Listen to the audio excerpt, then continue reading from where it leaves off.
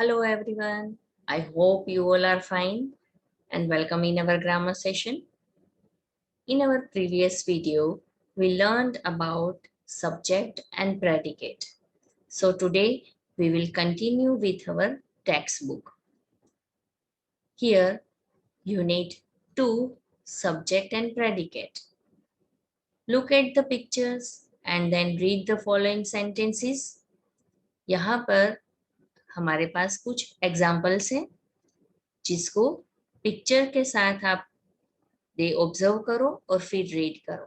First, Peter runs fast. Ashok is reading. Horses eat grass. Birds fly in the sky.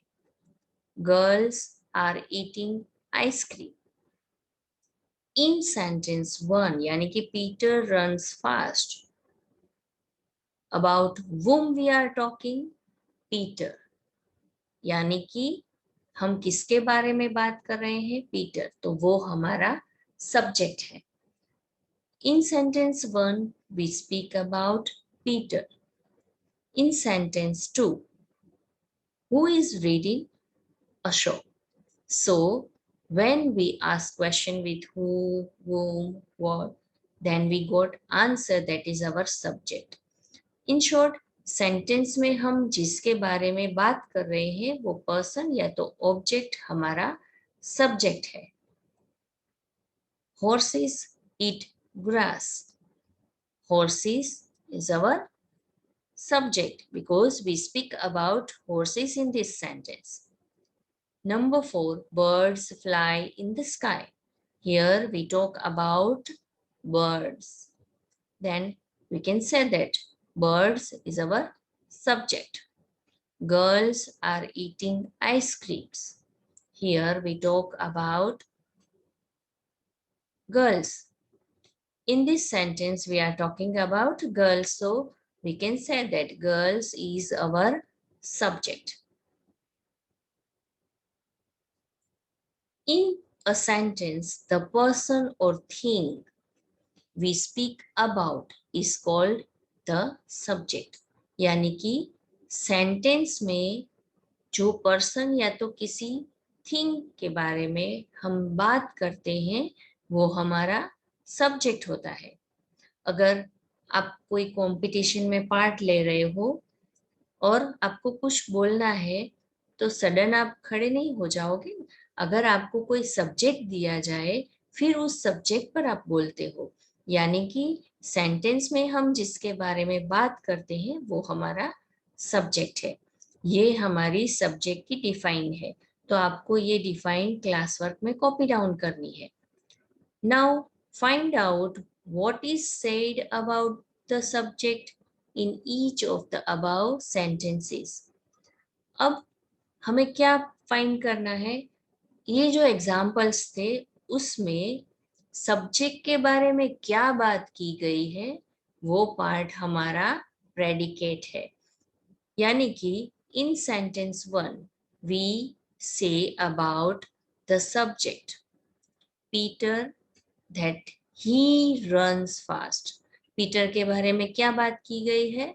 Runs fast. तो runs fast वो हमारा predicate है. In sentence 2 वो Ashok is our subject.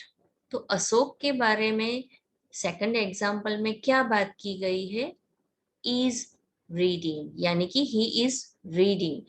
Is reading rest part हमारा predicate है.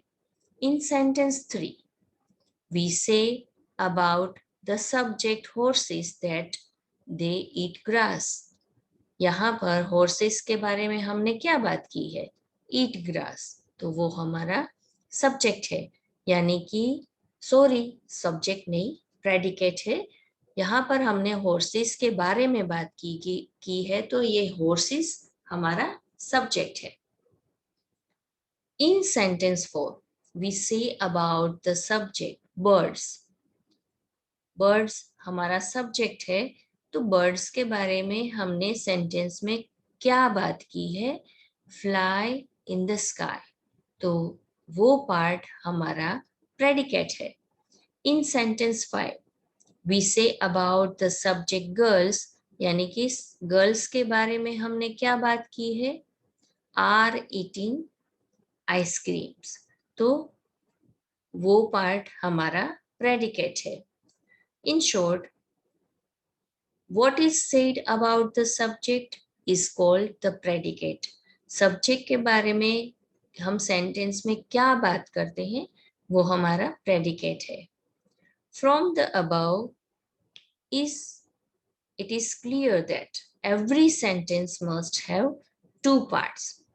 हमने जो examples देखे उस पर से ये क्लियर होता है कि हर जो कंप्लीट सेंटेंस होता है उसमें दो पार्ट्स होते हैं, फर्स्ट सब्जेक्ट और सेकंड प्रेडिकेट, तभी वो कंप्लीट सेंटेंस कहा जाता है। Here the following sentences are divided into subject and predicate। यहाँ पर हमें कुछ sentences हैं, आप ऐसा कर सकते हो, पहले ये सेंटेंस अपनी रफ बुक या तो CW, आप जिसमें भी चाहे प्रैक्टिस के लिए रफ बुक यूज कर सकते हो, उसमें आप लिखो और फिर अपने आप से सब्जेक्ट और प्रेडिकेट को अलग करो। Here India is a great country, यहाँ पर हम इंडिया के बारे में बात कर रहे हैं तो वो हमारा सब्जेक्ट है और rest part predicate. The workman were lazy, here workman हमारा सब्जेक्ट और rest part predicate. He died for his country, यहाँ पर ही किसके बारे में बात की गई है, ही वो हमारा सब्जेक्ट है और दूसरा जो पार्ट है सेंटेंस में सब्जेक्ट को छोड़कर वो सारा प्रेडिकेट है। दिस हाउस इज ब्यूटीफुल, यहाँ पर हम किसके बारे में बात करते हैं, हाउस के बारे में, तो वो हमारा सब्जेक्ट है और हाउस के बारे में हमने क्या बात की, इज ब्यूटीफुल, तो वो हमारा प्रेडिकेट है। Some boys were flying kites, some boys वो हमारा subject, were flying kites predicate. तो इस तरह से आप दूसरे सेंटेंस को भी डिवाइड कर सकते हो सब्जेक्ट और प्रेडिकेट में। आपको जब एग्जाम में भी इस तरह का कोई क्वेश्चन आए तो सेम वे से आपको डिवाइड करना है सब्जेक्ट में और प्रेडिकेट में। Subject in a command, the subject is sometimes left out because the speaker is looking directly at the listener।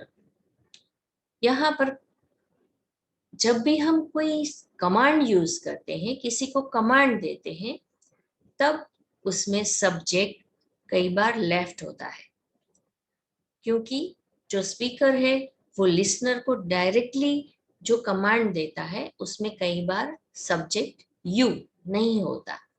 For example, you understood, go get the car, यहाँ पर आप देख सकते हो कोई सब्जेक्ट नहीं है, फिर भी हम समझ सकते हैं you go get the car.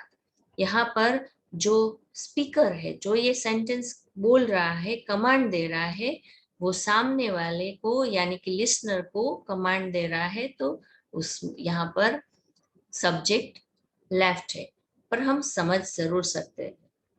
Clean your room, here